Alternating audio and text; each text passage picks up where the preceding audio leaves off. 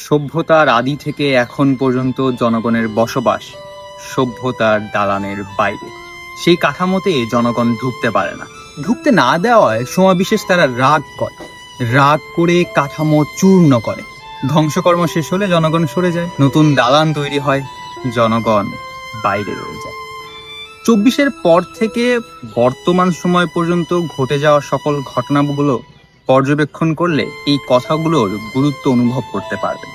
আশ্চর্যের ব্যাপার হচ্ছে যে বইটাতে এরকম কথা বলা হয়েছে সেই বইয়ের মূল ঘটনা বা বিষয়বস্তু সম্পূর্ণ ভিন্ন, তবে রূপক অর্থে অনেক কিছুই সেখানে তুলে ধরা হয়েছে। আমি দ্য ব্রাউন স্টোরি টেলার এবং আজকে কথা বলবো তানজিম রহমানের লেখা একটা বই ছায়া অবলম্বনে। গল্পটা অল্প অল্প বর্ণনা করা হয়েছে উত্তম পুরুষ দ্বারা। নাম ইফতেখার, শয়তানের পূজারী, বাবার আদেশ মতে এক নিষিদ্ধ মন্ত্র পাঠ করে রহস্যময় কোনো শক্তিকে ডেকে আনে। পরিণতি ভয়াবহ হয়, নাড়া লেগে যায় পূজারীদের সংগঠনের একেবারে ভিত পর্যন্ত। উন্মোচিত হয় এক বিশাল ষড়যন্ত্র। মাঝে মাঝে উত্তম পুরুষ বাদ দিয়ে গল্পটা বর্ণনা করা হয়েছে ভিন্ন একটা পার্সপেক্টিভ থেকে, তৃতীয় কোনো পুরুষের মাধ্যমে। এবং এই যে গল্পটাকে তিনটা দিক থেকে বর্ণনা করা হয়েছে, এই জায়গাতেই একটা ভিন্ন রকমের ডায়নামিক অবস্থা তৈরি হয়েছে। প্রথমেই যেটা স্বীকার করতে হচ্ছে সেটা হলো এই গল্পটা সরাসরি কোনো ভয়ের গল্প নয়। এতে বীভৎসতা আছে, শিহরণও আছে, আতঙ্কও আছে, ভয়ও হয়তো বা সামান্য আছে, তবে একেবারে নিখাদ ভূত প্রেতের কোনো গল্প নয় এটা। খাঁটি ভয়ের গল্প ভেবে যদি পড়া শুরু করেন তাহলে হতাশ হবেন বইকি। তবে সব কিছুকে ছাড়িয়ে বইটার ভেতরে, গল্পটার ভেতরে এক অদ্ভুত রকমের দার্শনিকতা আছে। রূপক বা মেটাফোর, দর্শন বা ফিলসফি, রাজনীতি বা পলিটিক্যাল, আর আতঙ্ক বা হরর, এই এলিমেন্টগুলোকে মিশে এমন একটা দ্রবণ বানানো হয়েছে যেটা অনেকটা বোরহানির মতো। সবাই পছন্দ করবে না, তবে এই যে মেটাফরিক্যাল, ফিলসফিক্যাল, পলিটিক্যাল আর হররের এলিমেন্টগুলোকে একসাথে ব্লেন্ড করা এবং ব্লেন্ড করার পরের যে রেজাল্টটা হয়েছে সেটা আমার কাছে অনেক অদ্ভুত লেগেছে এবং ভালো লেগেছে।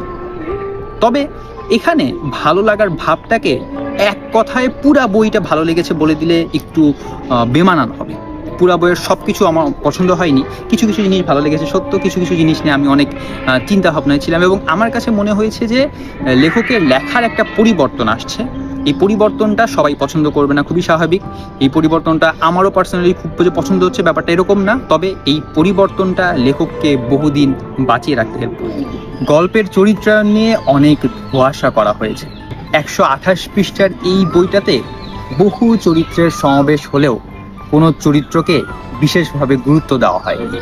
আমি চরিত্রটার উদ্দেশ্য একেবারে পরিপূর্ণ না, খানিকটা অনুমান করা গেছে সত্য, তবে তাকে মিথ্যাবাদী বলেই মনে হয়েছে। এটাই বোধহয় একটা রহস্য। আরেকটা ব্যাপার না বললেই নয়, এই গল্পে বিভিন্ন চরিত্রের নামগুলো বেশ অদ্ভুত। জাহাজি, হাজার, ইয়াকাফ, হারিসুন, এরকম নাম। এর পেছনেও নিশ্চয়ই কারণ আছে। গল্পের পরিবেশটা বেশ প্যাঁচানো, সরাসরি বিশেষ কোনো স্থান এতে গুরুত্ব পায়নি। মোটা দাগে পুরো ঘটনা স্থানটাকে ঢাকা শহরে বলা যেতে পারে, তবে লেখনীটা বেশ অদ্ভুত। উদাহরণ দেই, ধরেন কেউ আপনার দিকে অদ্ভুতভাবে তাকিয়ে আছে, আপনি কিভাবে বর্ণনা করবেন? সে আমার দিকে অদ্ভুতভাবে তাকালো, বা অদ্ভুতভাবে তাকাচ্ছে, বা অদ্ভুতভাবে তাকিয়েছিল। কিন্তু গল্পের বর্ণনাটা এরকম, সে আমার দিকে অদ্ভুতভাবে তাকায়, আমি অপমানিত হলাম না বলে বলা হচ্ছে আমি অপমানিত হই। মানে এই যে সামান্য একটু পরিবর্তন ওই পুরা বাক্যের স্ট্রাকচারটার মধ্যে, এই পরিবর্তনটা থাকার কারণে পুরো গল্পটা পড়ার সময় বেশ অদ্ভুত একটা অনুভূতি হচ্ছিল। কোনো ভয়ের অনুভূতি না, শুধুমাত্র অদ্ভুত অনুভূতি বলেই একে আখ্যায়িত করা যেতে পারে। এবং এরকম ন্যারেশনের গল্প খুব একটা আমি পড়ি নাই, এবং আমার কাছে মনে হয়েছে যে এই বইটা বের হওয়ার পরে আলোচনা সমালোচনা অনেক কিছুই হতে পারে, নাও হতে পারে, একেবারে দেখা যেতে পারে, আড়ালেও থেকে যেতে পারে, কিন্তু ভবিষ্যতে কোনো একটা সময় এসে এই বইটা নিয়ে প্রচুর আলোচনা করা হবে। যখন দেখবেন যে গল্পে আমাকে থাপ্পড় দিল না বলে বলা হচ্ছে আমাকে থাপ্পড় দেয়, এই ন্যারেশনের অদ্ভুত ভাবটাই আপনাকে নাড়া দিবে। কেমন একটা যেন ফর্মাল ভাব অনুভূত হচ্ছিল। আর যেটা বললাম যে পুরা গল্পটা জুড়ে এই বর্ণনার ভাবটা বজায় রাখার কারণে একটা অস্বস্তিকর অবস্থা বিরাজ করেছে।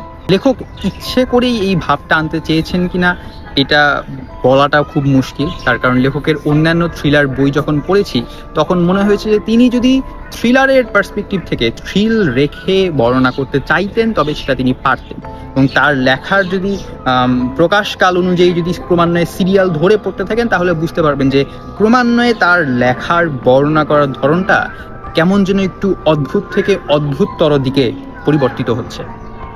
অবশ্যই এটা ইচ্ছাকৃত। গল্পের প্লট খুবই সামান্য, অধিকাংশ প্লটই এই ফ্ল্যাপের ভেতরে লেখা আছে, এই জন্য এটা নিয়ে আর আলাদা করে কিছু বলবো না। তবে গল্পের শেষ অংশে একেবারে পুরো 180 ডিগ্রি একটা টুইস্ট আছে। তবে গল্পটার মূল ভালো অংশ কিন্তু সেই টুইস্ট নয়, বরং গল্পের একমাত্র ভালো দিক হচ্ছে ভয় আর ফিলোসফির একটা অদ্ভুত সংমিশ্রণ। র চায়ে লেবু চিপে দিলে যেরকম রংটা হালকা হয়ে যায়, ঠিক তেমনই ভয়ের মধ্যে ফিলোসফির এই ব্যাপারটা নিয়ে আসার কারণে ভয়ের অংশটা কিছুটা কমে গিয়েছে। তবে ব্যাপারটা কিন্তু খারাপ লাগেনি। হাজার হোক, লেবু চা কি খারাপ লাগে? বরং একটা ভিন্ন ঘরানার গল্প তৈরি হয়েছে। এক কথায় গল্পটা ভয়ের না, গল্পটা কিংভূত কিমাকার। বইতে সংযুক্ত ইলাস্ট্রেশনগুলো গল্পের কিছু অংশ কল্পনা করতে সাহায্য করেছে ঠিকই, তবে গল্পটার কিছু ঘটনার বর্ণনা যদি আপনি একটু ধীর গতিতে কল্পনা করেন তবে শিউরে উঠবে। তারপর ছবিগুলো দেখলে বুঝবেন যে ছবিতে বিভৎসতার ভাব কিছুটা কমানোর চেষ্টা করা হয়েছে। এআই আবার বেশি বিভৎসতা তুলে ধরতে পারে না। যেমন ধরেন, খুবই সিম্পল একটা এক্সাম্পল দিই।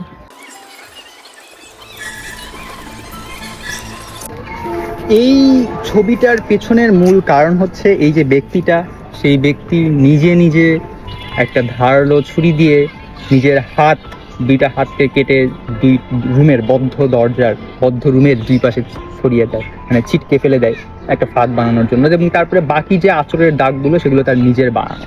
এবং এখানে পুরা ছবিটার যে ডিটেলস, ব্যাকগ্রাউন্ড ডিটেলস না, এই ব্যক্তিটার পুরো ডিটেলসটা যদি আপনি বইতে পড়েন, তারপরে যদি ছবিটা দেখেন, তারপরে যদি একটু গভীরভাবে চিন্তা করেন, কল্পনা করেন, তাহলে অবশ্যই শিউরে উঠবেন। ভয় না পেলেও আতঙ্কিত হবেন ঠিকই। বইয়ের প্রচ্ছদটা খুবই মিনিমালিস্ট, লাল ব্যাকগ্রাউন্ড, একটা উল্টো ক্রস, এবং ক্রসের ভেতরে একটা চোখ। তো যারা জানেন যে ক্রস এরকম উল্টা করে আঁকলে সেটাকে আসলে মূলত অ্যান্টি ক্রাইস্ট বা দাজ্জাল হিসেবে প্রকাশ করা হয়, এবং এই একটা চোখ কিসের প্রতীক অবশ্যই জানেন নিশ্চয়ই। সে হিসেবে এই বইটার প্রচ্ছদকার নসিব পঞ্চম জিহাদি বেশ ভালোই একটা কাজ করেছে। গল্পের বিষয়বস্তুর সাথে মিল আছে। বইটার সম্পাদনা নিয়ে খুব একটা অভিযোগ নাই। আমি গুনে গুনে মাত্র 3টা ভুল পেয়েছি। একটা উপন্যাসিকা সেই হিসেবে অবশ্যই লিমিটের মধ্যে চলনসই। গল্পটার নাম নিয়ে একটু চিন্তা ভাবনা করলাম। ছায়া অবলম্বনে নাম দেওয়ার পেছনে বেশ কিছু কারণ থাকতে পারে, তবে গল্পটা পড়ে সরাসরি বুঝতে পারিনি। হয় গল্পটা খুব শ্যালো হয়েছে, অথবা খুবই ডিপ হয়েছে। কোনটা যে হয়েছে সেটা আসলে বলা কঠিন। শেষ করব এই বইয়ের একটা উক্তি দিয়ে, সমস্যারা বিনয়ী হয়, আগে থেকে নিজেদের জাহির করতে পছন্দ করে না, কাজ শুরু হলে তারপর একে একে দেখা যায়। এরকম ভিন্ন ধরনের বই নিয়ে দেখা হবে অন্য কোনো একটা আলোচনায়, অন্য কোনো একটা বই নিয়ে। Until then, the Brown Storyteller signs off.